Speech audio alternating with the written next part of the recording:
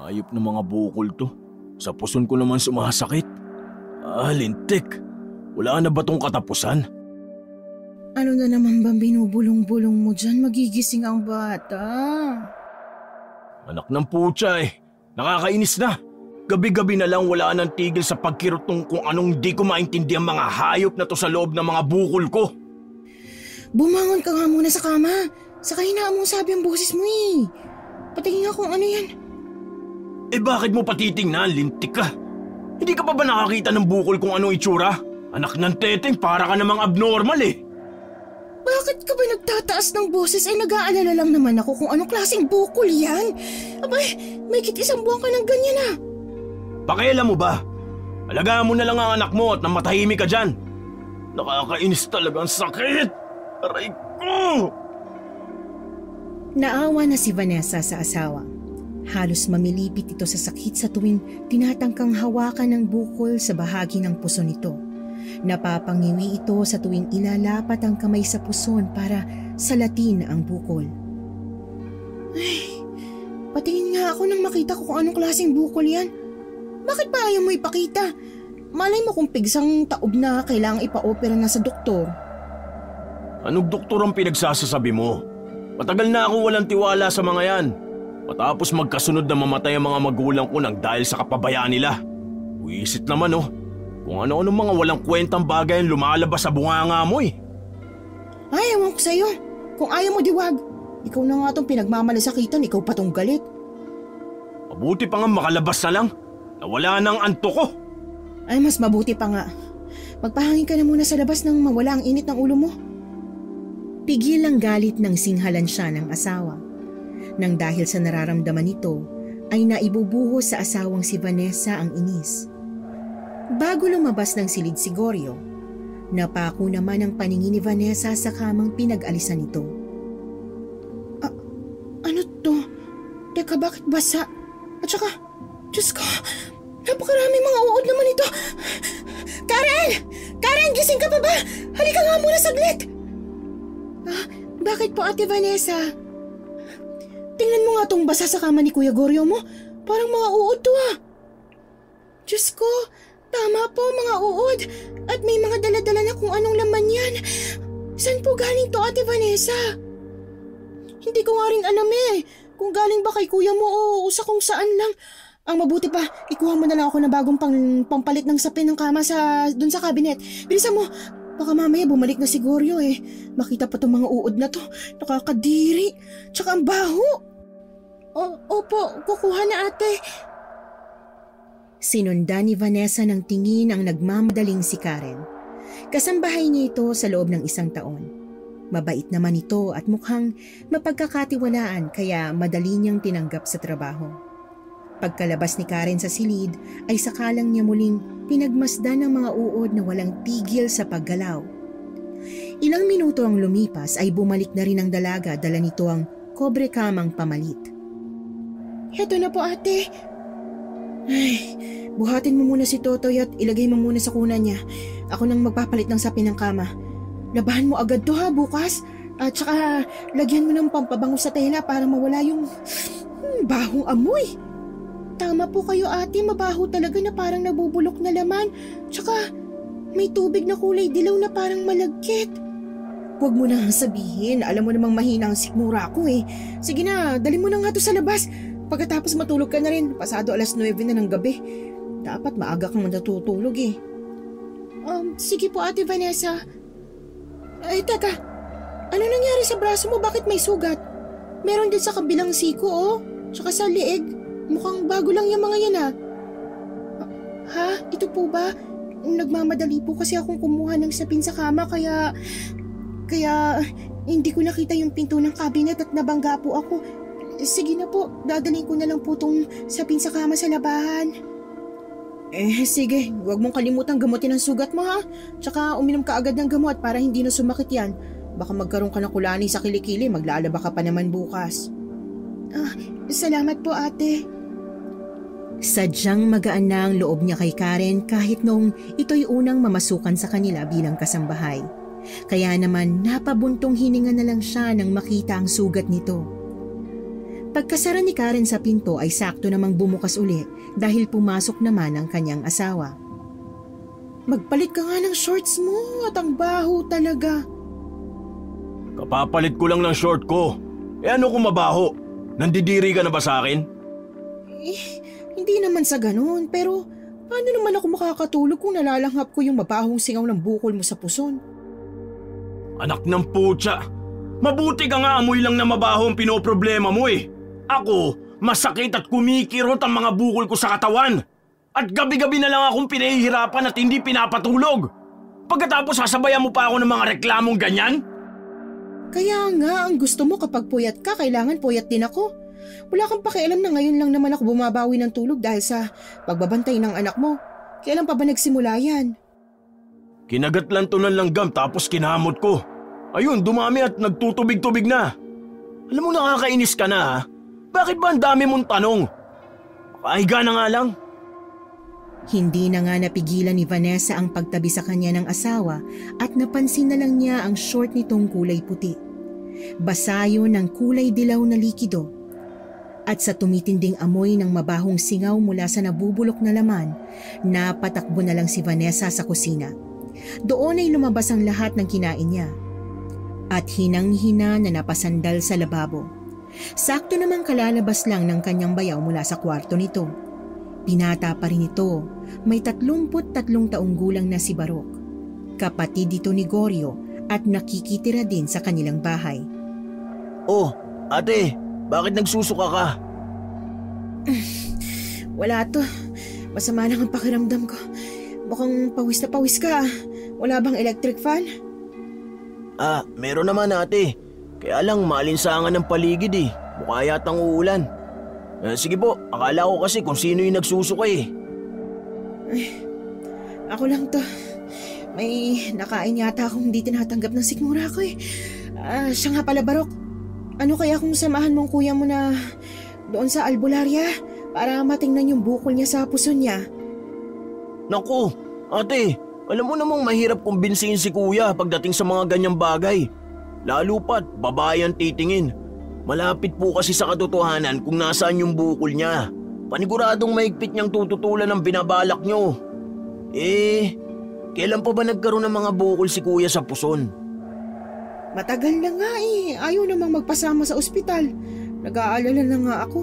Kaya lang matigas ang ulo ng kapatid mo. Siguro po, kaya pa niyang sakit kaya hindi siya nakakaisip magpagamot. Ano ba yan, Vanessa? Bakit ang tagal mo naman magsuka? Sige na po ate, tawag ka na ni kuya. Mukhang mainit na naman ang ulo. Isa pa nga yun sa mga pinoproblema ko. Napapadalas ang pagsisigaw niya sa akin. Kung minsan, palagi may topak at nakasinghal. Sige, pupuntahan ko na muna si Goryo. Pagkasabi niya nun sa binata ay tinalikuran niya na ito. At nagmamadali naman siyang nagtungo sa kanilang silid. At nang makalapit na siya sa kama nila, nakaupo na ito sa gilid ng kama at galit na galit habang nakatitig sa kanya. Ano ba? Ang ingay-ingay mo! Nakikita mo nang nagsusuka ako sa amoy mo para kang bata kung makasigaw dyan. Tsaka nakakahiya kay Barok. Anong gusto mong gawin ko ha? Humalinghing? Mag-iiyak ako dahil sa sakit? Gawin mo to ng paraan para makatulog ako. Talagang masakit na eh. Ikaw naman itong matigas ang ulo, hindi ako doktor para gumamot sa mga bukol mo. Linti ka. Wala kang silbi. Ay, imbis na pinagmumumura mo ako at sinisigaw-sigawan, itawag mo sa Diyos. Ipanalangin mo na pagalingin ka. Hindi yung puro kasinghal, wala namang may tutulong sa iyong pagdadabog mo. Magigising na nga bata dahil sa ingay mo. Bakit? Kapag ba tinawag ko ang pangalan ng Diyos, paghagalingin niya ako sa sakit? Peste. Kung ang mga magulang ko nga hinayaan niyang mamatay, ako pa kaya? Hoy, mangilabot ka nga sa mga pinagsasabi mo. Aba, kung hindi ka naniniwalang may Diyos, huwag ka nalang magsalita. Busong ka eh. Sige na, tignan mo na ang mga bukol ko. Gamutin mo. Linisan mo at pagkatapos lagyan mo ng Povidone iodine. Ibinaba ni Goryo ang zipper ng shorts nito, saka yun inililis pababa. Ganon na lang ang panlalaki ng mga mata ni Vanessa nang makita ang bukol na tumubo sa puson ng kanyang asawa. Diyos ko! Malala pa to sa inaakala ko.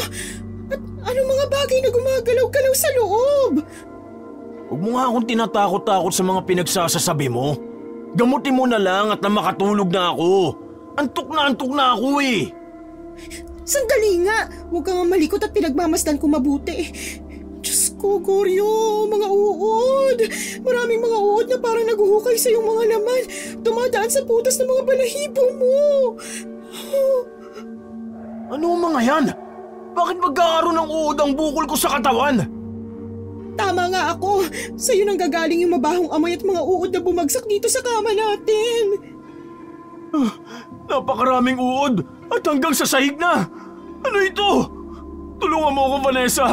Lalo lang sumasakit na parang naguhukay sila sa loob eh. Nararamdaman ko na parang sumusuot sila sa mga kalamnan ko. Ay, may lagnat ka na rin eh. Nagkakaroon na ng mga butas-butas ang balat mo. At hindi lang yun umabot na rin pala hanggang sa hita. Kung hindi ako nagkakamali, may bumabarang sa akin. Isang mambabarang ang gumagawa nito. Pero, bakit ka naman paparangin? Wala ka namang nakakaaway. Malay ko ba kung sa sobrang pagkachismosa mo ay may lihim na nagalit sa'yo? At ako ang pinagbalingan? Kung hindi naman naiinggit dahil sa baryong ito, tayo lang ang mayaman at may katulong. Ay naku, ang babaw namang dahilan para gawin to sa'yo. Sige na, tumayo ka na lang ng maayos at ikukuha kita ng maligamgam na tubig para malinisan ko mga sugat mo. Saka na lang ito nakahinga ng maluwag nang tumayo na siya para kumuha ng tubig sa kusina. Pero nadatnan niya si Karen sa may lababo na naguhugas ng mga kamay, braso at liig na parang diring-diri sa sarili. Oh, gising ka pa rin? Tsaka namumula ng mga mata mo, may sakit ka ba? Wala po ate. Ang init po kasi ng paligid kaya hindi po ako makatulog eh. Naririnig ko rin po yung malalakas na boses ni kuya kaya nawala na po yung antok ko. Kaya nga kahit ako natakot nang makita ko yung bukol sa kuya mo. Kutob ko may bumabarang sa asawa ko. Po, parang napaka-imposible naman po yata yun. Tsaka wala naman po nakakausap o nakakaaway si kuya baka nga ako pang dahilan. Maraming naiinggit o di kaya nagagalit na rin sa akin Madalas kasi akong pagsimulan ng away dito. Ay, kung ganun po, iwas-iwasan na po muna ninyong lumabas at makipagkwentuhan sa mga kapitbahay. Mahirap na, dahil baka kaharap mo ng bumabarang kay kuya, hindi mo pa alam. Ay, may alam ka bang magaling gumamot sa mga biktima ng barang? Ang nanay Dora ko sana, kaya lang hindi naman magkasundo yung dalawa. Hindi po ako sigurado kung ang kilala ko po nagagamot pa, kaya lang pagkatapos daw po na itinakwil ito ng sarili niyang asawa hindi na raw po to nagtangkang tumulong sa iba kaya hindi pa rin talaga sigurado. Baka naman mapapakiusapan pa. Nag-aalala na talaga ako sa Kuya Goryo mo Sige po at kapag nakausap ko po, sasabihin ko po agad sa inyo. Pagkatapos nilang mag-usap ay pumasok na si Vanessa sa kanyang silid. Nadatnan niya si Goryo na nakaupo sa gilid ng kama at namumula na ang mga mata. Indikasyong pinipilit nitong labanan ng kirot na dumadaloy sa bukol nito. May kakilala si Karen na isang albularya na makakatulong para gamutin ang sakit mo. Pero sa ngayon, kailangan mo muna magtiis. Aray, dahan-dahan lang ang pagdampi ng bulak sa bukol ko. Konting galaw nagdudulot na ng sakit Parang nagkakagulo sila sa loob. Butil-butil na rin ang pawis mo. Tsaka maraming mga bukol ang tumubo sa puso at hita mo. Lahat sila kulay ubi na. Ay, at yung iba naman mapupula na. Manipis na ang balat at nakikita ko may gumagalaw-galaw na mga uod sa loob. Ngayon pa talaga nangyari to. Kung kailan may dadaluhan akong birthday ng kaibigan kong dumating galing sa Saudi. Sayang din ang pasalubong niya. Mga mamahaling pabango at relo. Pwede ba? Unahin mo munang kalusugan mo bago mga material na bagay.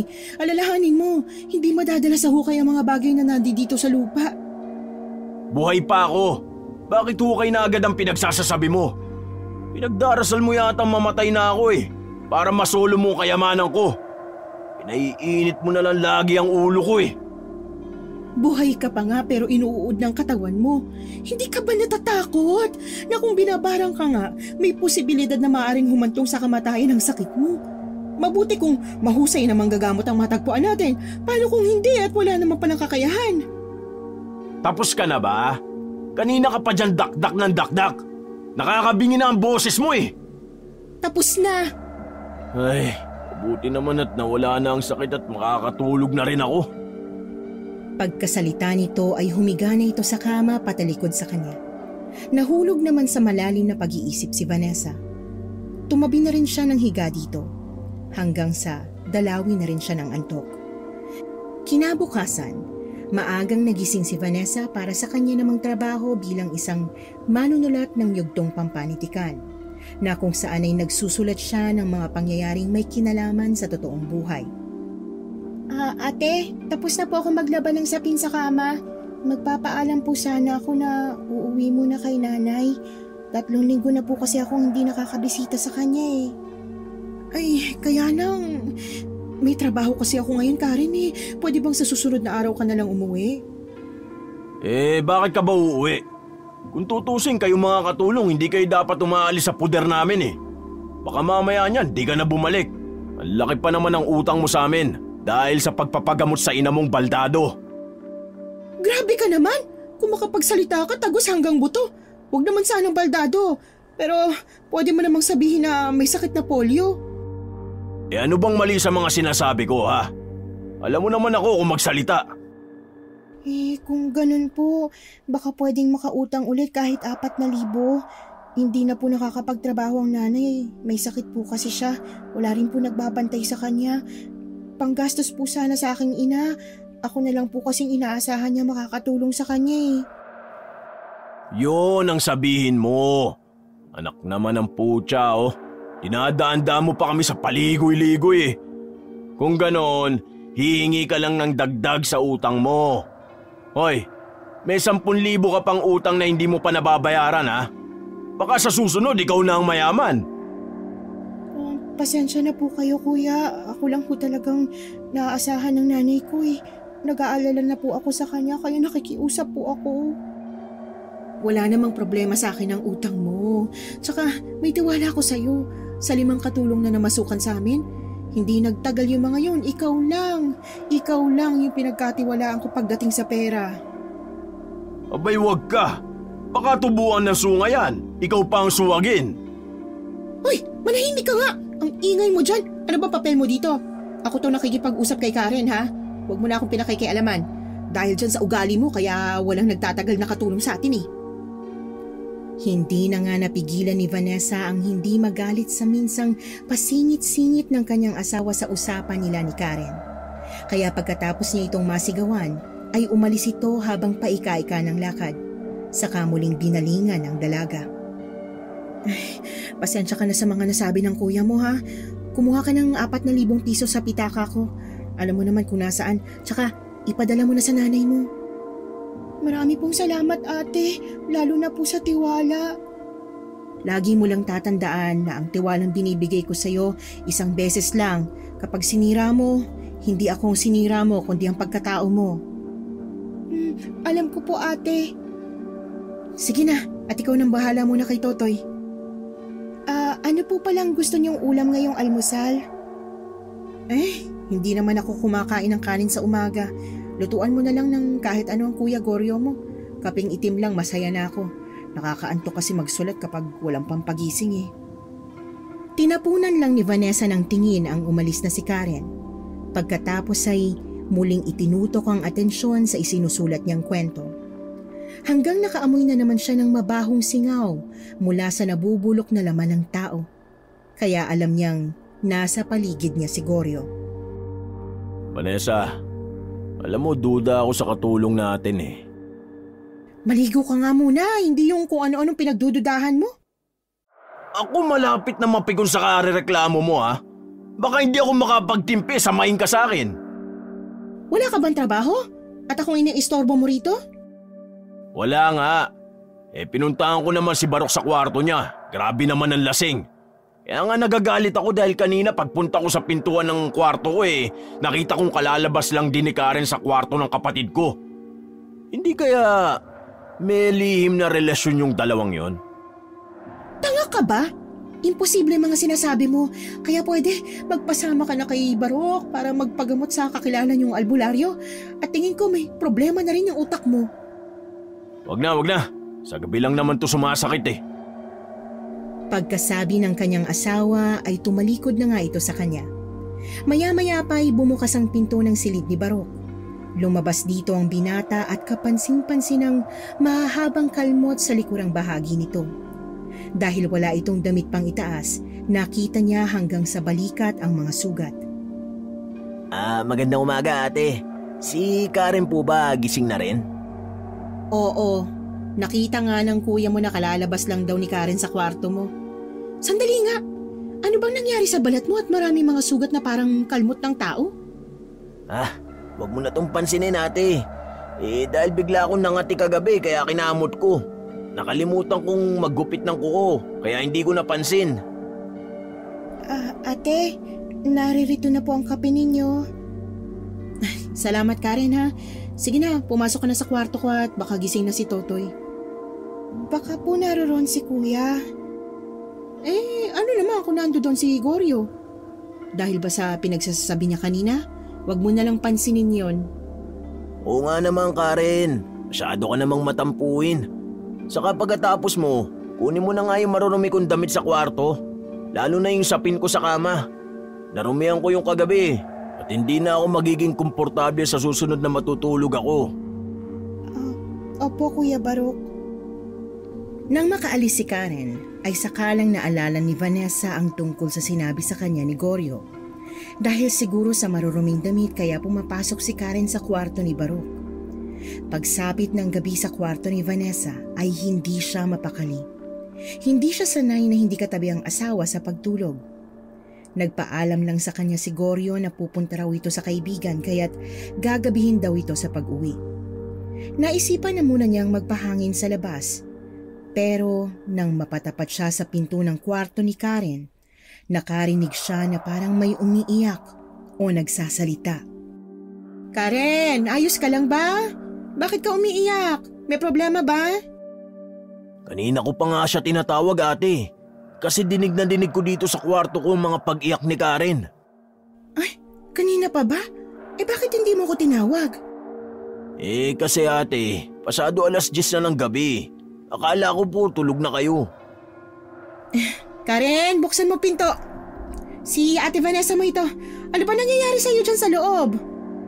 Sirahin ko na kaya ang pinto ate. Kinakabahan na po ako eh. Baka kung ano na nangyayari sa kanya sa loob.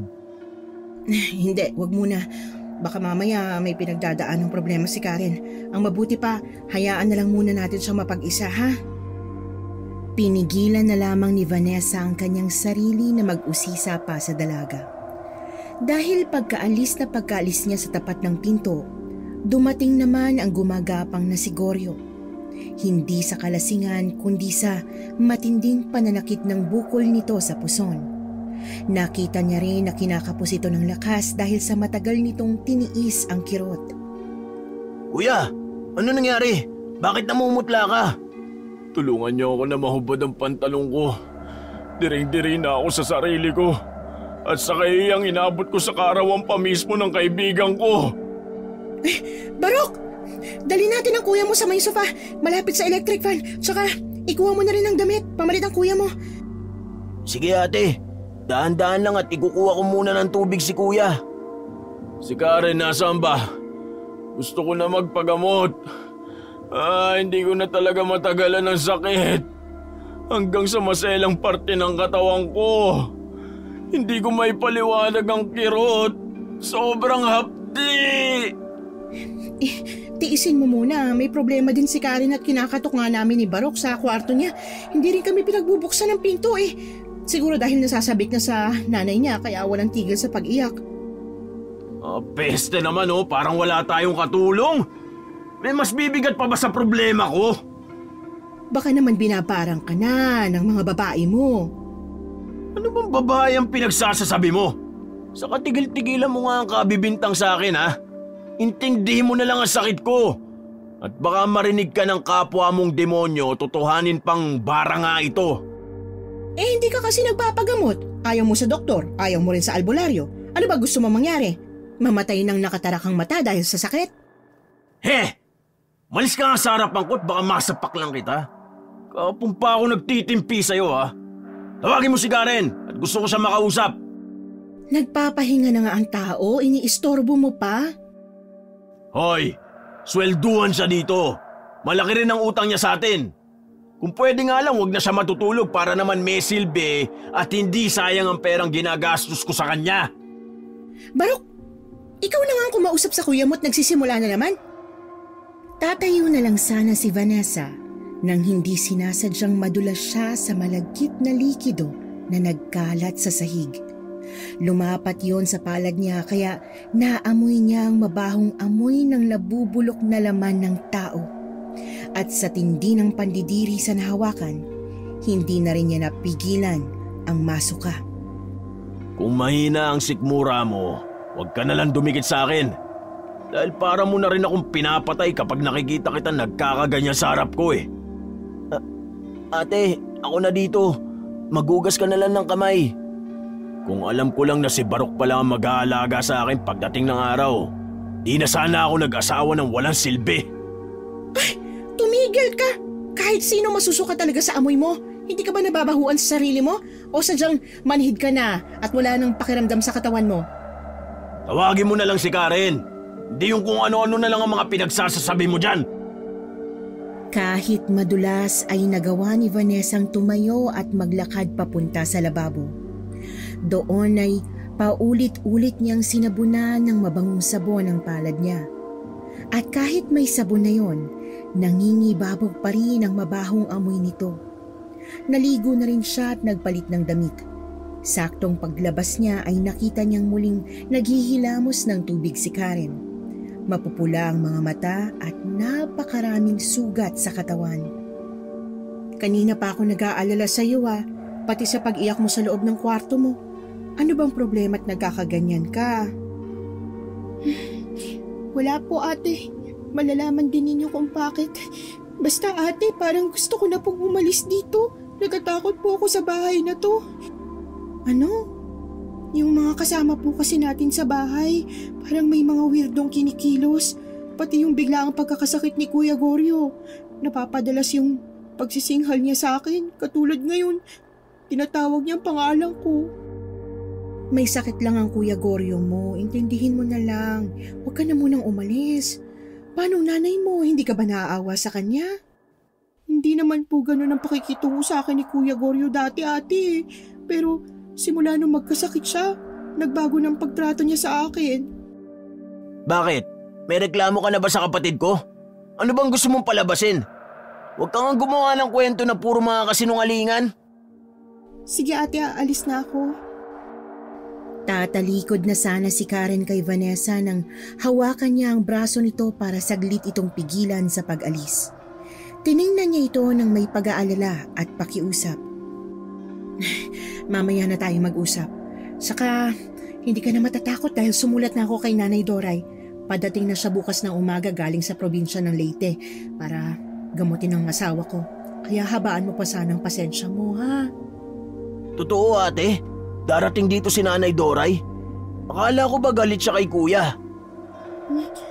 Bitiwan niyo na po ate ang braso ko, magpapahinga na po ako. Sige na, pumasok ka na sa kwarto mo. Huwag ka na mag-alala, Barok. Humingi na ako ng tawad para gamutin ang nanay si Goryo. Salamat, ate. Hihintayin ko na lang po si Nanay Doray bago ako magdesisyon kung aalis ako o mananatili sa bahay ninyo. Ikaw naman, Barok. May ginawa ka ba kay Karen at nagkakaganon siya? Wala, ate. Ano bang pinagsasasabi mo? Ngayon ko lang nakitang natakot ng ganon si Karen. Napansin ko rin na nanginginig ang mga kamay niya. Sana nga wala. Ayaw kong masaktan si Karen dahil para ko na rin siyang kapatid. Wala nga ate. Saka paano ko namang gagawin yun eh. Bihira kami mag-usap ni Karen. Kaya hindi po ako magiging dahilan ng takot niya. Sige at pupuntahan ko na si Kuya Goryo. Masaya akong malaman na may gagamot na kay Kuya. Sana nga mapagaling ni Nanay si Goryo. Ate, bakit nga pala ngayon nyo lang nabanggit na meron pala kayong inang manggagamot. Hindi ba't noon nagtanang kami at tinakwil ako ng nanay ko? Tsaka mortal na magkaaway yung dalawang yun eh. Hindi ko nga alam kung papayag magpagamot si Goryo kay nanay. Malaking problema nga yan, ate. Tiyak na si Karen ang pipilitin nitong humanap ng manggagamot para sa kanya kapag nalaman niya na ang nanay mo ang titingin ng mga bukol niya. Naiwan na lang sa malalim na pag-iisip si Vanessa matapos iwan siya ni Barok. At sa pagtungo niya sa sahig na natapakan ni Barok, nakita niya ang isang maitim na botones ng polo o damit. Inikot-ikot niya ang bagay na yun, kaya nang matiyak na wala naman iyong halaga, isinilid niya yun sa kanyang bulsa. Dumating ka pa! Talagang inaasa mo na kay Barok ang responsibilidad mo sa akin bilang asawa! Ako talagang nakakahalata na sa'yo ha. Sa tuwing magkakalapit tayo, palagi ka nalang galit sa akin. Ano bang problema mo? Ang problema ko, palagi ka nalang tumatakas kapag kailangan kita. Inaasa mo ang trabaho sa iba eh. Hindi naman silang asawa ko kundi ikaw. Paano hindi ako aalis palagi kang galit? Mahiya ka naman sa kapatid mo. Tsaka natatakot na rin si Karen sa'yo ah. Ayun, nagpapaalam na sa akin kanina at aalis na raw siya sa bahay na ito. Ba't ang lintik na babae niyan? Ako pang ginawang sangkalan? Talagang gagawa na yan ng paraan para makaalis eh. Sa laki ba naman ng utang sa'yo? Aba, gamitin mo rin ang utak mo paminsan-minsan. Ewan, lahat na lang may dahilan ka. Binibigyan mo ng katwiran. Habang nagtatalo sa harap ni Barok sina Vanessa at Goryo, abala naman ang binata sa pagbibihis ng damit sa kapatid. Habang si Vanessa ay walang tigil sa kakasalita, napadako naman ang kanyang paningin sa botones ng polo ni Goryo. Katulad yun ng bagay na nasa bulsa niya. Pero dahil nasa ibaba naman ng polo ang kulang na botones, hindi nahalata ng kanyang asawa ang bagay na nawala sa damit nito. Ano? Magtititigan na lang ba tayo sa sala na to? Gusto kong makausap si Karen para sa kakilala niyang albularya. Kuya, pumasok na si Karen sa kwarto niya eh. Tsaka hating gabi na, matutulog na yun. Pinapunta ko ng nanay Doray dito sa bahay para gamutin ka. Parating na siya bukas kaya umayos ka. Anak naman ng teteng oh. Pag minamalas ka nga naman. Sa bunganga at ingay mo pa lang, nakukulili na ang tenga ko. Idadagdag mo pa ang bibig ng nanay mo. Parang baril ang uso ng mahal kong biyana na yon. Pwes, wala kang ibang pagpipilian kundi magpagamot sa kanya dahil malakas ang kutob kong mambabarang gumawa nito sa'yo. Kahit pa, kinausap mo muna sana ako bago ka nagdesisyon. Baka nakakalimutan mo na nang minsan magkasagutan kami tungkol sa'yo, sinabi kong hindi ako hihingi ng tulong sa kanya. Tapos ngayon, kailangan ko pa magpagamot sa kanya? Ay kung kinakailangang humingi ng tawad kay Nanay Doray, gagawin ko, mapagamot ka lang. Para kang walang sakit kung makapagsalita eh. Hindi ko nga rin alam kung bakit biglang nawala ang pagkirot. Sana nga, gamutin ako ng nanay mo. Sa pagkakataong nito ay mahinahong nakipag-usap sa kanya si Goryo. Pagkatapos nitong magsalita ay pumasok na rin ito sa kanilang silid. Napipilitan namang napasunod siya para magpahinga at matulog. Pagdating niya sa kwarto ay padapang nahiga si Goryo sa kama dahil pati likod nito ay tinubuan na rin ng mga bukol. Sakalang bumundol ang takot sa kanyang dibdib sa posibleng mangyari kay Goryo sakaling mabigo ang kanyang ina. Kinabukasan, malalakas na katok sa pinto ang bumungad sa mag-asawa sa kanilang silid. Ay, buksan niyo nga ang pinto! Abay, tirik na ang sikat ng araw, nakahiga pa kayo mag-asawa. Ay, Goryo, gising na, nasa labas na si nanay. Bakit ba? Natutulog pa ang tao eh. Hoy, ano ba? Hindi niyo ba ako lalabasin dito? Mga inutil, tamad. Labasin mo na nang tumahimik na. Yan na ba ang sinasabi ko eh. Simula na ng kalbaryo ko sa sarili kong pamamahay.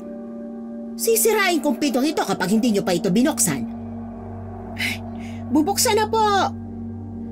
Tatamad-tamad pang tumayo si Vanessa papalapit sa pinto.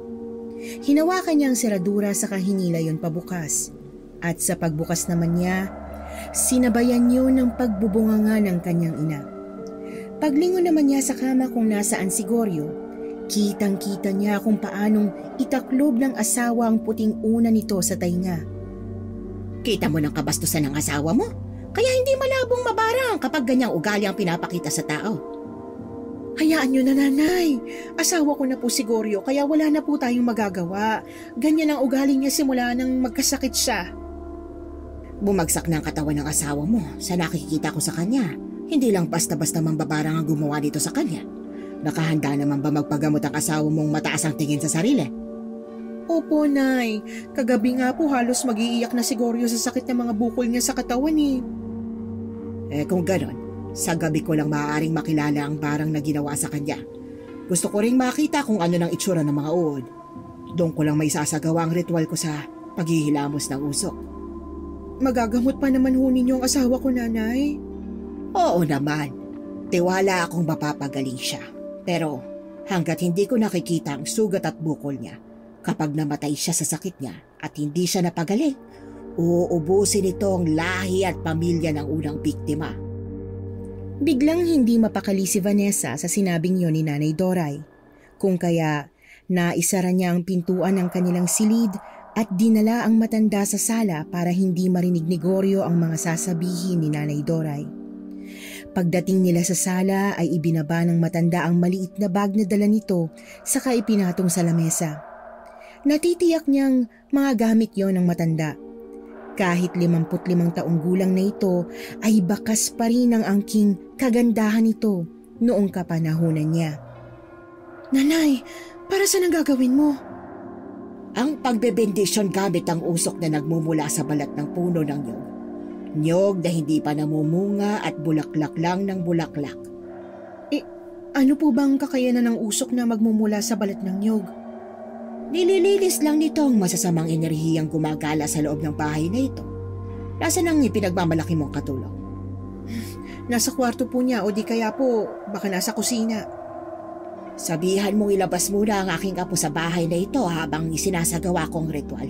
Lalo pa kung ang anak mo ay hindi pa nabibinyagan sa simbahan. May paniniwalang ang sanggol na wala pang binyag, madaling kinakapitan ng masamang enerhiya at sila ang pinagsisimula ng mga mambabarang. Nanlalaki naman ang mga mata ni Vanessa dahil sa narinig kay Nanay Doray. Saktong papalapit si Karen na may dala ng itim na kape. Kanina papalagising ang dalaga. Mabutit narito ka na. Kunin mo na muna si Totoy at doon muna kayo sa may garahe. Ipatatawag ko na lang kayo kay Barok kapag pwede na kayong pumasok, ha? Opo, ate. Mukhang magandang katulong mo, Vanessa, ha? Matangkad at balingkinita ng katawan. Tsaka maputi rin. Bata pa po si Vanessa. Maganda naman ang enerhiyang nakikita ko sa kanya. Baka naman po dahil tinimplahan kayo ng paborito ninyong kape. Parang gano'n na nga. Binuntutan pa ng tawa bago humigop ng kape sa tasa si Nanay Doray. Habang hinihintay nitong makalabas ang may dala ng bata na si Karen. Pagkatapos ay muli nitong binalingan ang panindi at balat ng nyog. Mariin itong nakapikit saka umusal ng panalangin. Tumayo ito at umikot sa kabuuan ng bahay. Habang nakapikit ay nagpaalalay itong makabalik sa lugar kung saan ito nanggaling. Para naman akong sira nito, Nanay Doray, kailangan po ba talagang alalayan ko kayo? Pwede naman ninyong imulat ang mga mata ninyo, ah. Hindi maaari. Dahil kapag ginawa ko yon, mawawala ang aking gabay at sa una pa lang matatalo na ako ng bumabarang kay Goryo. Kinakabahan na ako na sa mga pinapakita niyong ritual. Para namang hindi totoo. At ang akala mo ba gawang biro lamang itong ginagawa ko? Kaya nga ako nagalit sa iyo, hindi ba? Nang magtanang kayo ng lalaking yon, nawala na rin ang aking tagapagmana. Kaya kahit matanda na ako, kailangan ko pa rin gawin kung anong nakaatang na tungkulin ko rito sa lupa. Pwede na po kayong magmulat. Nandito na tayo sa may sofa. Sakalang ding nagmulat ng mga mata si Nanay Doray. Inalalayan ni Vanessa na makaupo ang kanyang ina at parang hinang-hina itong napasandal sa sofa. Pagkatapos ay muli itong nagsalita. Maghihintay muna tayo ng pagdilim saka ko titingnan ng mga bukol sa katawan ni Goryo. At kung pwede, kapag ginagamot ko siya, huwag muna siyang magsasalita, lalo na akong pagmumura. Opo, Nanay. Ubusin niyo na po muna yung kape niyo at pupuntahan ko na muna si Karen sa garahe. Baka naiinip na yon. Pwede na. Teka, ano bang nabukol sa bulsa mo na may mabigat na enerhiya sa loob? Ito po ba, Nanay? Napulot ko lang po itong butones kanina. Sa polo pala ni Goryo. Kulay itim po kasi. Pahiram muna at nang maitabi ko kung gamit yan ni Goryo. Dito na yan sa akin para kung sakaling mangangailangan ako ng gamit niya ay may mailalagay ako sa baong may baga para pausukan ko. Pagkatapos po, ibalik niyo sa akin, ha? Kakailanganin ko rin ang damit na pinaglalagyan nito kung polo o short. Suot pa po ni Goryo. Sige na, puntahan mo na si Karen. Iiling-iling na nagtatakang tumalikod si Vanessa sa kanyang ina para puntahan sa garahe si Karen. Pagdating niya doon, nakita niyang parang may pinagtatalunan sina Barok at Karen. Pero nang lumapit siya, ay bigla itong tumigil at mabilis na nawala ang nakita rin niyang galit sa mga mukha ng dalawa. Oh, ate, nariyan ka na pala. Akala ko kasi nilabas lang talaga ni Karen si Totoy. Si Nanay Dora yung nagpalabas sa kanya para magsagawa ng ritual. Hindi ko alam nagising ka na pala. Hinahanap ka ni Nanay kanina eh. Karen, akin na si Totoy. Mauna na kayong pumasok. Opo ate, papasok na po ako. Sasabay na rin po ako kay Karen. Tangulang ang isinagot ni Vanessa sabay sa pagtalikod ng dalawa. Nang silang dalawa na lang ni Totoy ang nasa garahe, napansin niya ang isa pang kulay itim na botones. At sa pagyuko niya para damputin ang bagay na yon, napansin niyang may bahid ito ng dugo. Muli siyang napasulyap sa pintong pinasukan ng dalawa. Siya namang paglabas din ni Nanay Doray. Ano ba't ang tagal mo? Nakasalubong kong dalawa, naubos ko ng kape ko, hindi ka na bumalik. Nakakita po kasi ako ng botones na kaparehas ng nakuha ko at binigay ko sa inyo. May bahid po ng dugo at hindi ko alam kung bakit kinabahan ako nang mahawakan ko ito. Malalaman lang natin kung anong ibig sabihin nito pagsapit ng gabi sa muling pagsakit at pagtibok ng mga bukol sa katawan ni Goryo. At kung hindi ako nagkakamali, maaaring dalawa ang kanyang bibiktimahin. Bakit kaya nanay? Biglang umatake sa pamilya ko ang mambabarang. Dalawang uri ng mambabarang na kadalasang binabaliwala lang ng tao. Isang malayo at isang malapit. Hindi natin sila matutukoy kapag alam nilang may humahadlang sa kanilang kapangyarihan. At kapag hindi ko ito nakayanang labanan, maaaring ikamatay ko. Delikado po palang maging isang manggagamot ng mambabarang. Kung may kontak lamang ako sa kaibigan kong isang mambabarang din, pwede niyang kontrahin ang bumarang sa asawa mo. Bakit po ba kayo naghiwalay? Ay, mahabang kwento. Biktima kasi siya ng panggagahasa noon at nagbunga ang pang-aabusong yun sa kanya.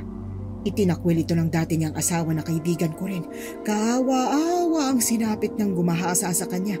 Pinatay niya sa pamamagitan ng pambabarang. Tama lang pong ginawa niya. Hindi siya dapat lumayo sa inyo. Ang alam ko kapag gustong pumatay ng isang mambabarang, kailangan ng may kapalit.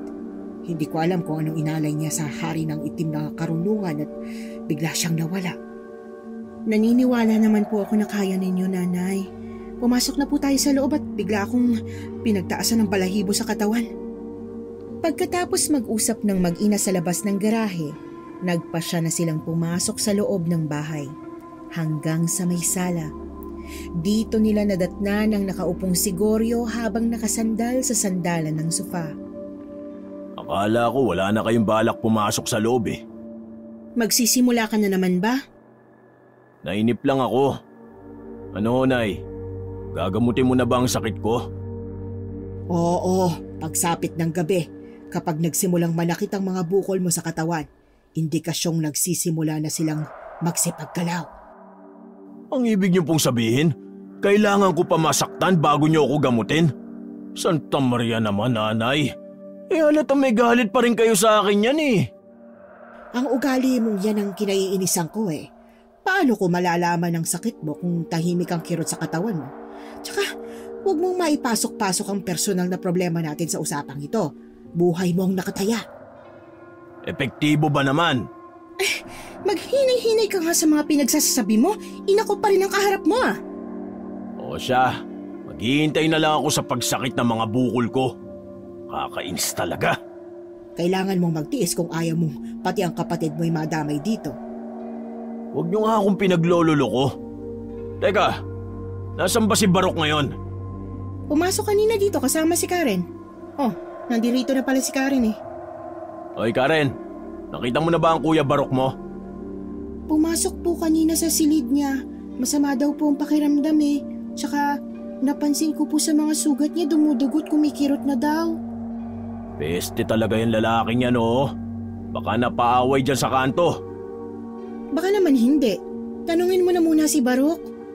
Malakas ang kutob ko na hindi simpleng sugat ang nararamdaman ng kapatid mo dahil nagsisimula ng parang sa pamilya ninyo. Ay nako, naloko na. Ang dami niyong alam. Baka naman kayo mambabarang. Dahil kayo lang naman na may matinding galit sa akin eh.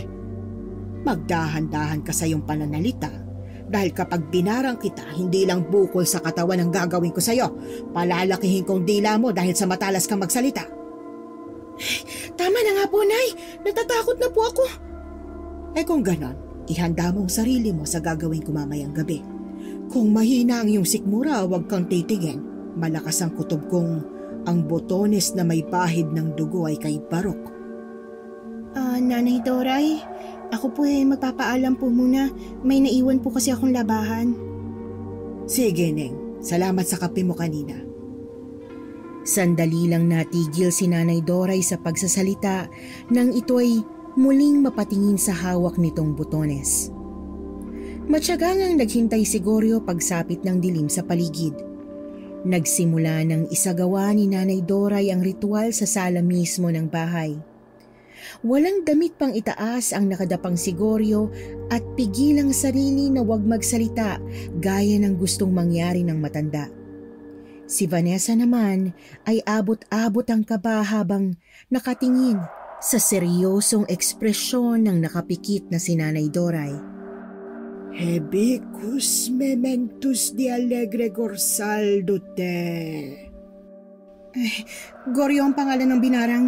May mga bukol sa kanyang katawan at 35 taong gulang na. Gayon, sabihin mo Vanessa ang mga uod na nakita mo sa kama. Maputing uod na may 3 itim sa balat. Ganon din ang bukol na nasa likod ng asawa ko. May 3 butas kahawig ng isang... Kahawig ng ano? Vanessa? Botones! Sa pagkakasabi ni Vanessa, ay mabilis na napamulat ng mga mata ang matanda at diretsyong napatingin sa kinaroroonan niya. Bumundol ang kaba sa kanyang dibdib nang makita ang mga uod na unti-unting nagsisilabasan sa butas ng bukol ni Goryo.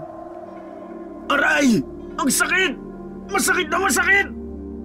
Tiisin mo lang ang sakit dahil kusa silang aalis sa mga bukol mo hanggang sa muling mawala ang pamamaga. Nanay, tama po bang binabarang siya? Oo. Isang malupit na paraan ng pambabarang na kung tawagin naming mga albularyo ay isang uod na ok-ok. Bakit ok-ok, Nay? Dahil mga uod silang naghuhukay ng laman. Unti-unti nilang kinakain ang laman ng tao hanggang makarating sila sa puso. Kusa silang nagpaparami sa loob kaya ang resulta nabubuo ang mga bukol sa balat na para itong tahanan nila. Diyos ko, Nanay, nakakatakot naman.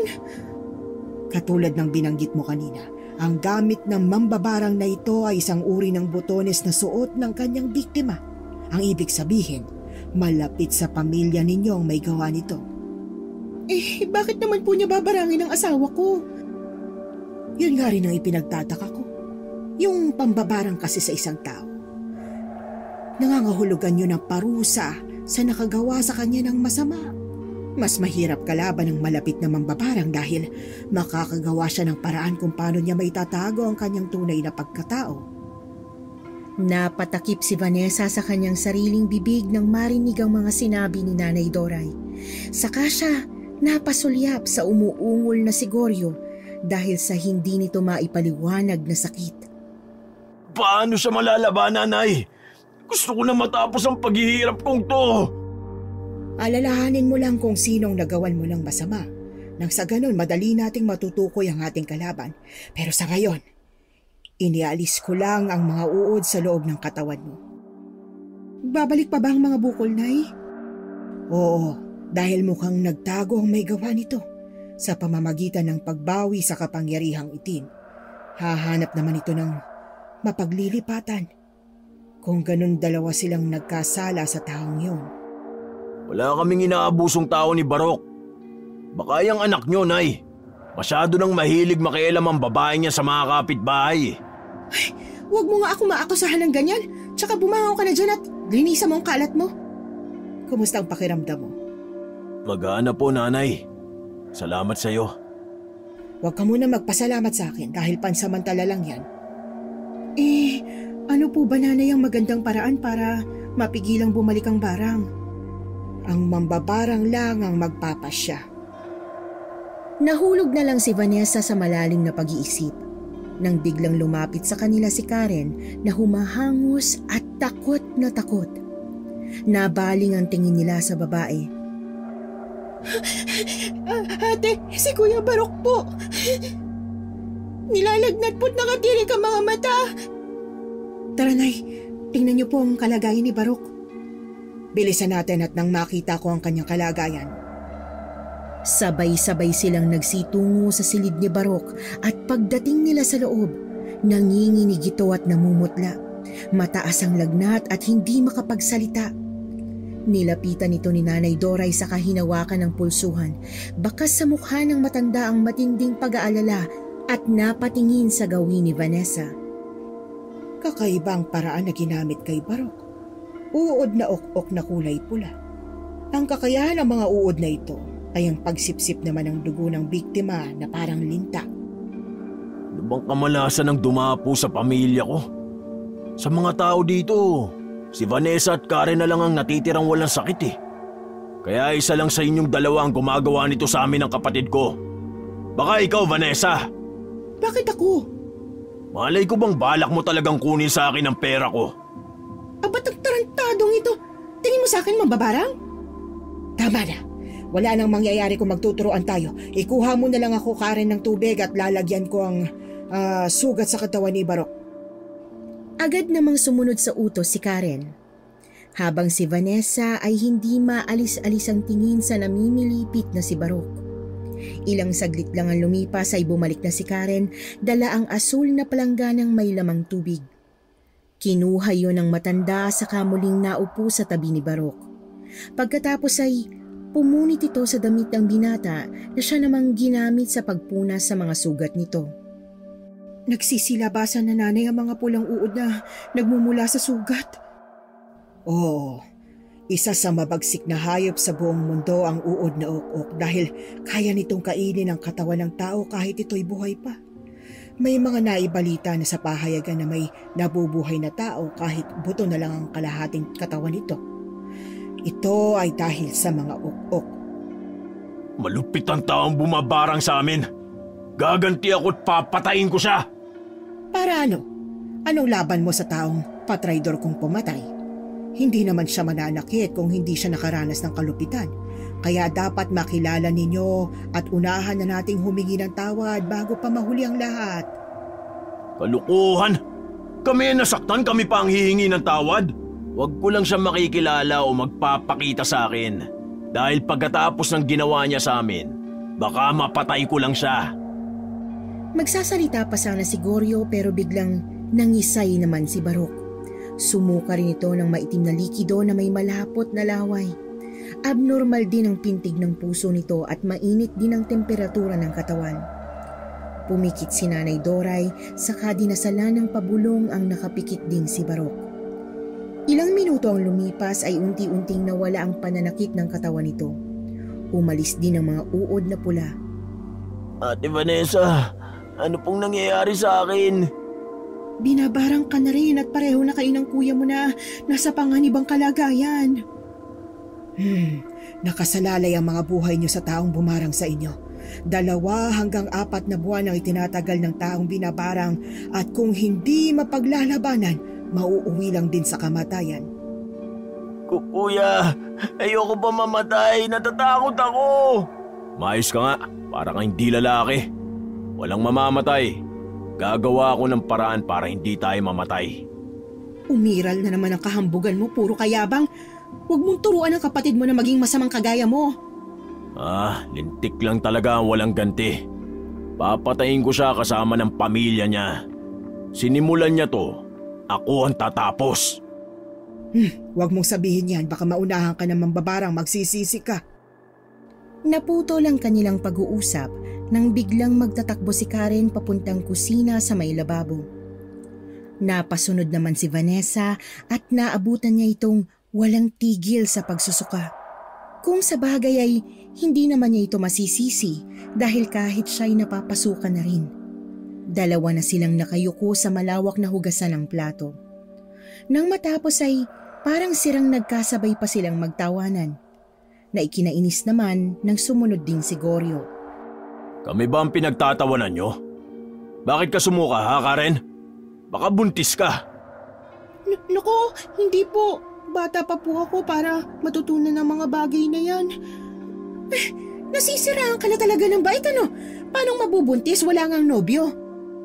Anong malay natin kung sa pagpapaalam sa atin para bumisita sa kanyang ina, sa hotel pala pumupunta. Katagpo ang kasintahan niya. Baka kapag binibigyan mo ng pera binibigay niya sa lalaki niya. Nasakta ng damdamin ni Karen nang marinig ang sinabi ni Goryo. Bigla itong napaiyak at tumakbo palabas ng kusina. Galit namang binalingan ni Vanessa ang asawa dahil sa walang prenong pagsasalita nito. Kita mo na, ang hirap sa'yo, wala kang preno sa pagsasalita eh. Hindi mo muna iniisip kung nakakasakit ka na. Sige na, humingi ka na tawad sa kanya. Bakit ako hihingi ng tawad sa kanya? Katulong ko lang naman siya. Masyado namang maramdamin. Para yun lang umiyak na. Katulong nga natin si Karen pero hindi ibig sabihin na pwede mo rin siyang pagsalitaan ng masakit. Trabaho lang niyang binayaran natin, hindi ang pagkatao niya. Ewan. Kung gusto mo, di ikaw gumawa. Basta ako, wala akong pakialam kung anong nararamdaman niya. Magsama kayo. Mukha naman kayong mga asungot. Kung ipagtanggol mo siya, akala mo kapatid mo ako ang asawa mo. Kahit asawa pa kita. Kung nakagawa ka ng hindi maganda sa kanya, ako mismong makakalaban mo. Ay, lintik! Sa pagkakataong yun ay biglang nakaramdam ng awa si Vanessa para sa dalaga. Kaya't naisipan niyang puntahan muna ito sa kwarto nito. Pagdating niya sa tapat ng silid ni Karen, nakasarado na yon. Mula sa kanyang kinaroroonan, dinig niya ang impit na iyak ng babae. Yon ang pinakamasakit na akusasyong masasabi ng isang lalaki sa isang babae. Wala na siyang magawa kundi ang umalis sa tapat ng pintuan at nagtungo na lang sa sala kung saan naroroon si Nanay Doray na nakaupo rin. Ngunit hawak ang 2 tasa ng kapeng pinag-inuman nilang 2 kaninang umaga na hindi pa naliligpit ni Karen. Ay, Nay, bakit hawak niyong 2 tasa na yan? Sinasabi ko na at dahil sa kaping ito, halatang unang subok at mukhang baguhan sa paggamit ng barang. Pero malupit na agad ang ginamit. Ano po bang pinagsasasabi niyo, Nay? Kilala ko na kung sinong bumabarang sa magkapatid. Sino po, Nay? Ang nagbigay ng kapeng may bisa na parang isang bulag. Hindi ko akalaing may isahan ako ng isang bata sa pamamagitan ng aking kape. Kaya hindi ko agad siya nakilala. Pero ngayon, sigurado na ako. Si Karen bang tinutukoy ninyo, Nay? Wala nang iba pa. Siya ang may matinding galit sa magkapatid at sa nakikita ko, batay sa binitiwang salita ng pagbabanta, tototohanin niyang patayin sina Barok at Goryo. Bakit niya gagawin to, Nay? Napakaganda ng pinakita ko sa kanya. Tinuring ko siyang kapatid. Ang maganda niyan, kausapin natin mamayang gabi si Karen sa kanyang silid at kahit na anong mangyari, wag mo munang ipapaalam kay Goryo baka kung ano pang gawin niya. Opo, Nay. Kapag nagmatigas siya sa itatanong natin, ang 2 botones na ginamit niya sa magkapatid ang siyang ibabalik ko sa kanya.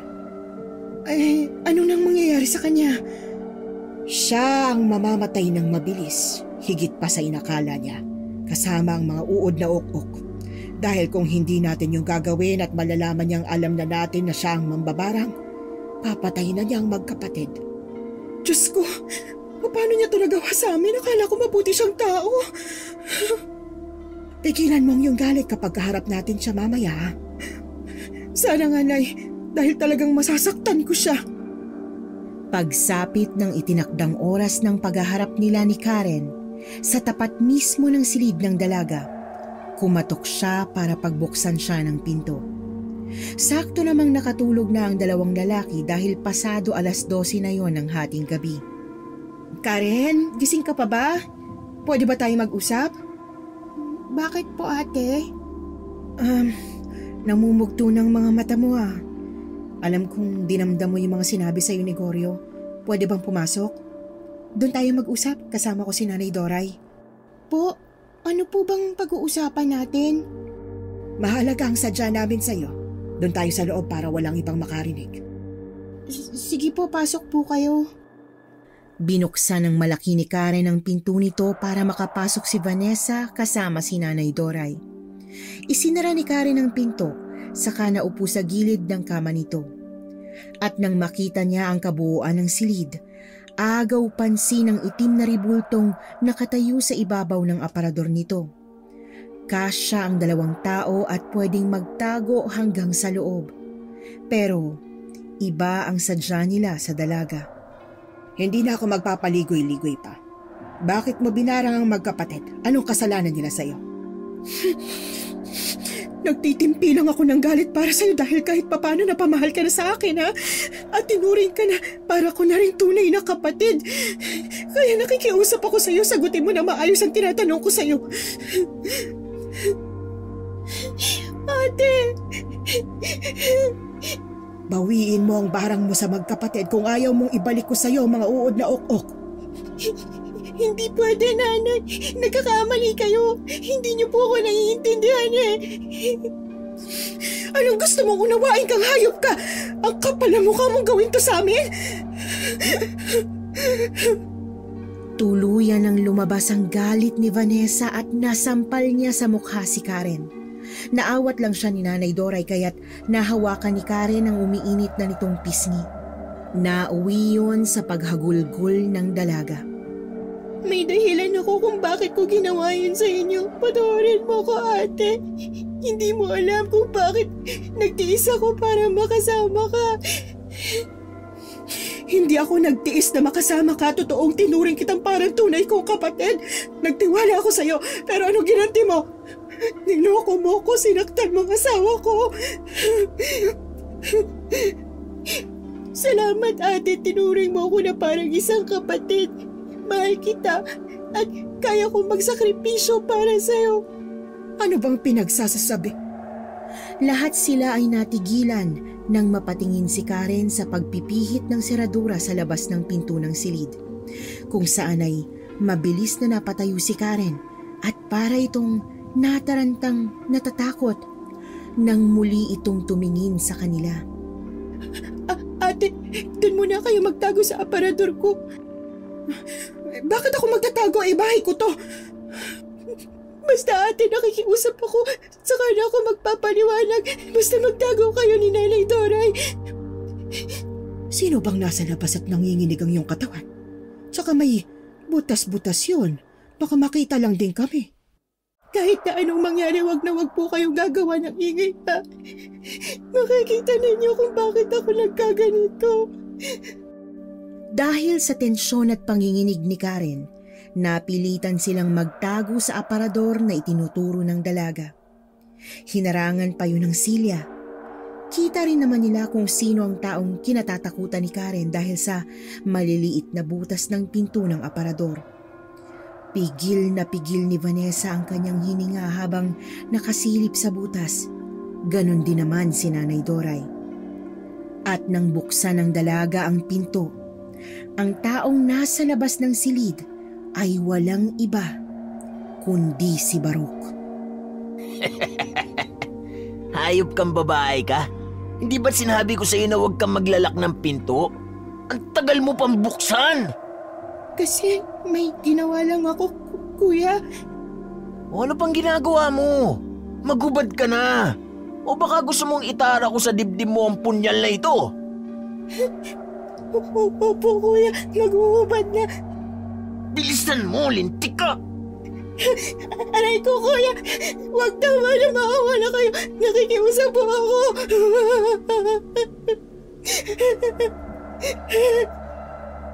Abot langit ang pagpipigil ni Vanessa upang wag umiyak sa kalapastangan yun ni Baruch sa kaawa-awang si Karen. Umagos ang kanyang mga luha at sa isip ay pinagmumura niya si Baruch dahil sa matinding galit. Kinagahasa pala nito ang dalaga gabi-gabi at wala siyang kaalam-alam sa mga nangyayari. Pagkatapos nitong gawin ang kahalayan sa babae, parang walang nangyaring lumabas ito ng silid. Naiwan ang humahagulgol sa iyak na si Karen. Hayop!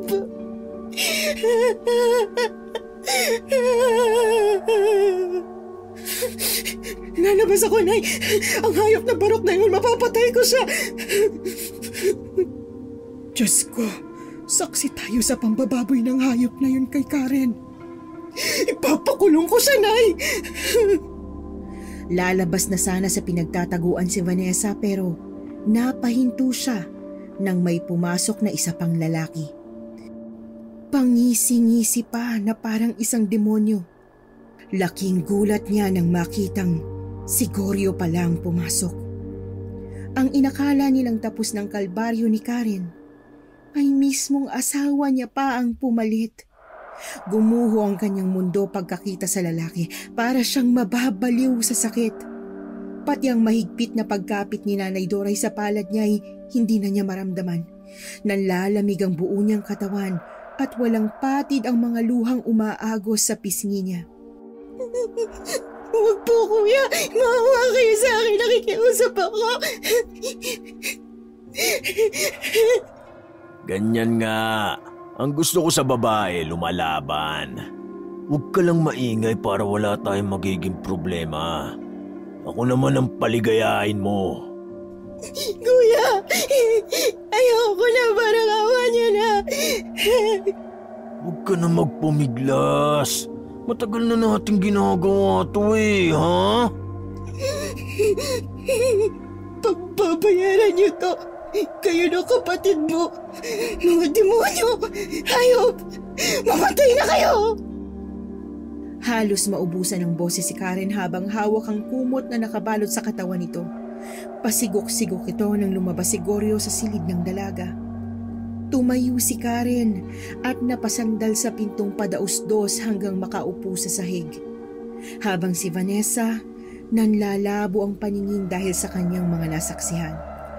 Parang siyang namatay at hindi niya magawang tumingin kay Karen. Habang yakap-yakap ni Nanay Doray si Karen, ay napahagulgol naman ng malakas si Vanessa. Karen! Diyos ko! Sabihin niyo sa akin, ate, bakit hindi ko yun gagawin sa kanila? Magbabayad sila. Sinira nilang buhay ko. Bakit hindi ka umalis? Nagsumbong ka sana sa mga pulis. Para ano, ate? Para bayaran lang ni kuya yung mga pulis at palabasing akong mali. Mayaman kayo, maimpluwensyang tao. Anong laban ko sa kanila? Pero bakit kailangan mo magtiis ng ganito? Dahil tinatakot ako ng asawa ni ate na papatayin niya si nanay at si ate Vanessa. Ayokong masaktan siya ng dahil sa akin. Mapapatay ko sila, mga hayop. Wala silang mga puso. Napaupo na lang din sa sahig si Vanessa dahil sa mga revelasyong natuklasan niya. Paano pa niya haharapin ang asawa? Ganong alam na niya ang kademonyohang ginawa nito kay Karen. Nakatulalang lumabas ng silid si Vanessa, diretso sa sala. Naroroon ang dalawang lalaki, kampanteng nakaupo na para bang walang nangyari. Saan ka ba nagpunta, Vanessa? Nalibot ko na ang buong kabahayan sa paghahanap ko sa'yo ah. Oo ate, saka mapula po ang inyong mga mata. Parang galing kayo sa pag-iyak ah. Bakit hindi ka nagsasalita? Ano ba nangyayari sa'yo?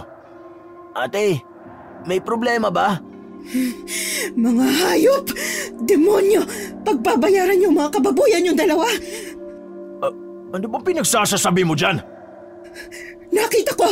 Kayong dalawa ni Barok, kayong dalawa pinaggagahasan niyo at binaboy niyo si Karen! Ang dapat sa inyo mamatay! Teka ate, mukhang hindi ko na rin nagugustuhan ng mga salitang lumalabas sa bibig mo eh. Ganyan nga, ipakita mong impakto kang tunay mo ugali. Hindi bagay sa'yo maging santo? Kaya pala, sa tuwing nakikita ko si Karen na naguhugas ng katawan na parang diring-diri sa sarili niya dahil sa pinaggagawa niyo kay Karen. Nagsisinungaling si... Hindi! Totoo lahat ng sinasabi ko. Kitang-kita ko ng halinhina ninyong pinagsamantalahan si Karen. Dalawa kami ni Nanay Doray.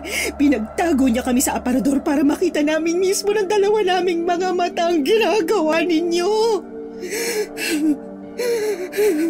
Sa ganoong paraan hindi kayo makakatakas sa pagsisinungaling. Ipapapulis namin kayo. Kuya, ayoko makulong. Tumahimik ka! Hindi tayo makukulong. Ang akala ba ninyo may pakukulong nyo kami? Pues nagkakamali kayo. Uubusin ko lahat ng pera ko para pangtapal sa mga mukha ng mga pulis. Hindi sa mga pulis. Sa akin kayo mananagot. Sa akin kayo nagkasala kaya tanggapin niyo ang malupit na parusang ipapataw ko sa inyo. Mga taong hayok sa laman para hindi na kayo pamarisan. Nagulat si Vanessa sa biglang paglitaw ni Karen sa likuran nila. Nakasuot na ito ng bestidang itim. Magulo ang damit at maitim ang mga mata. Ang nakakatakot nitong itsuray na dagdagan pa dahil sa hawak na 2 botones kung saan ipinakita nito kung paanong padaanin ang mga uod sa butas. Sa isang iglap na tumbang magkapatid at nagsilabasan ang mga uod. Sa tenga, sa bibig, pati sa mga mata. Goryo!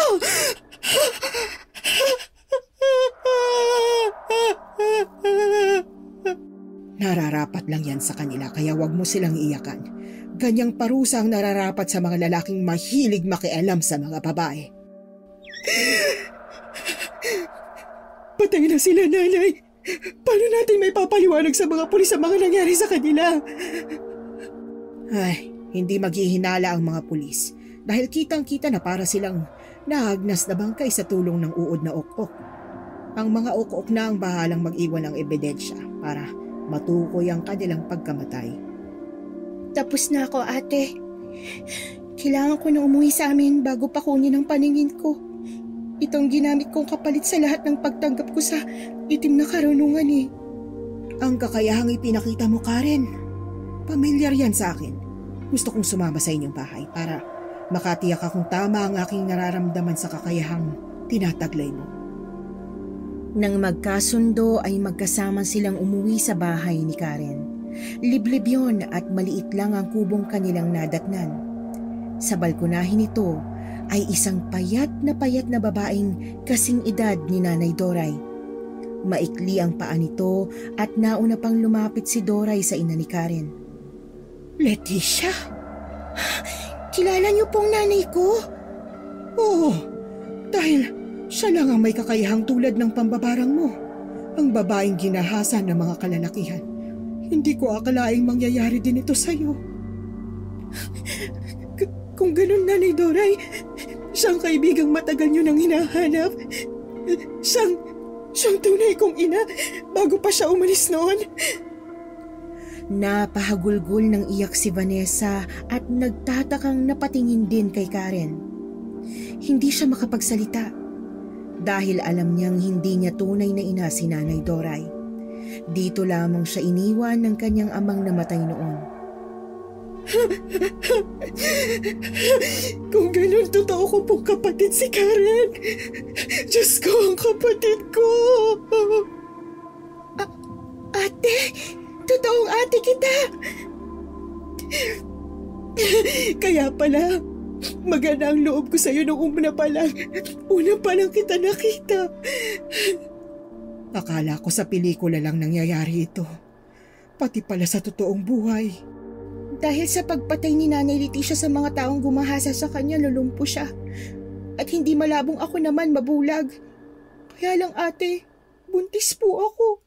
Hindi ko alam kung sino sa dalawang tunay na ama ng pinagbubuntis ko.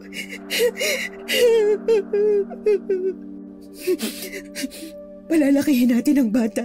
Tutulungan kita. Ayoko sa bata, ate. Mamamatay ako. Hoy, walang kasalanan ng sanggol kaya wag mo siyang idamay. Gaano man kabigat ang mga nangyari sa'yo, hindi yan tamang solusyonan para wakasan ang buhay na hiniram mo lang. Lumuluhang napayakap si Vanessa sa kapatid.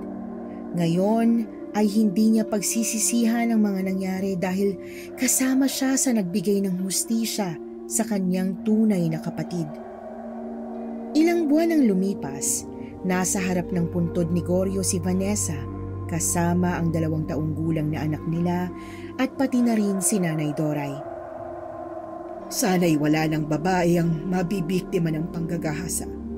Para wala ring mambabarang na kailangan pang pumatay para sa hustisya. Nararapat lang ang kamatayan para sa kanila. Pero maling taong humusga sa buhay nila. Ate, umiiyak na si Gabriel kaya bumaba na ako ng kotse. Ang tungkod mo hawakan mong mabuti ha. Hindi ka na sanay bumaba. Pabalik na rin kami. Ate, nakakainip kapag bulag ka. Puro kadiliman ang nakikita. Sus! Tara na nga at hinihintay na tayo ni Leticia.